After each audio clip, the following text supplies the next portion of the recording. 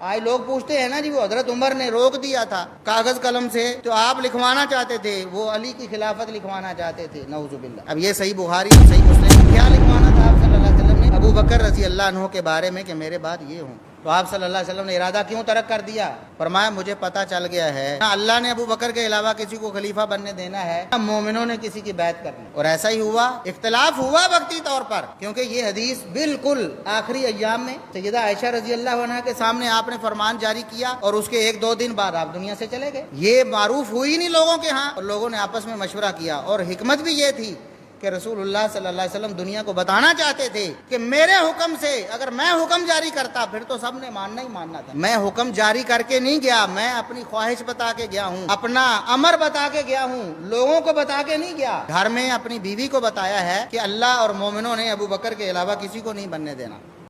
کہ نبی کریم صلی اللہ علیہ وسلم نے شدت مرض میں یہ فرمایا تھا کہ لاؤ میں تمہیں کچھ لکھ دوں تاکہ میرے بعد گمراہ نہ ہو جاؤ، لیکن صحابہ کرام رضوان اللہ علیہم کے اختلاف کی وجہ سے وہ بات لکھی نہ جا سکی۔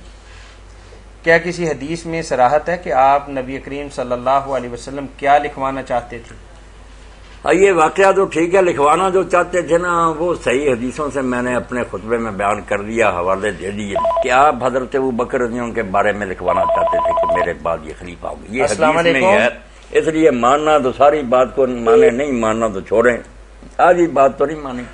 یعنی حدیث میں یہ صراحت ہے کہ آپ حضرت ابو بکر رضی اللہ عنہ کے بارے میں، اس لیے ابن تیمیہ رحمۃ اللہ علیہ اور جیسے سفیان ابن عیینہ کہتے ہیں کہ نماز روزے کی باتیں نہیں تھی، یہ تو تم لوگ بھی بناوٹی بنا، مسئلہ تو خلافت ہی تھا، اس کے علاوہ کون سا معاملہ رہ گیا تھا؟ معاملہ خلافت کا تھا، مگر وہ خلافت کا چونکہ ذکر آیا کہ ابو بکر رضی اللہ عنہ کے لیے لکھنا چاہتے تھے، وہ بھی ساتھ ملاؤ۔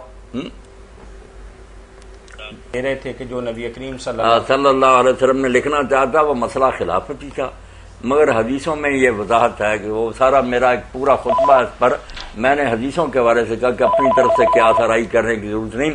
آپ نے فرمایا بلاؤ ابو بکر کو تاکہ میں ان کے لیے لکھ دوں، جھگڑا نہ بھائی۔ تو اب یہ مسئلہ حل ہو گیا کہ نبی کریم صلی اللہ علیہ وسلم خلافت کے حوالے سے کچھ لکھوانا چاہتے تھے۔ بس میں نے بات تو عرض کر دی کہ ماننا تو پورا مانو، اور اگر آپ کا جی نہیں چاہتا سرے سے کسے کو چھوڑے کہ نہ آپ نے کاغذ قلم مانگا نہ یہ کوئی ماننا، تو پھر ساتھ ماننے کی آپ نے کہا ابو بکر کو بلاؤ میں اس کے لیے لکھ دوں تاکہ تمنا کرنے والا بعد میں کوئی تمنا نہ کرے۔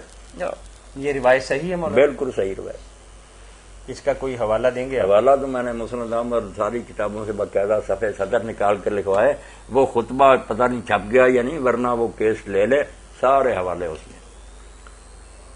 سالار صحابہ وہ پہلا خلیفہ، سالار صحابہ وہ پہلا خلیفہ، سرکار کا پیارا صدیق ہمارا، ہر سننے کا نعرہ صدیق ہمارا، ہر سننے کا نعرہ صدیق ہمارا، ہر سننے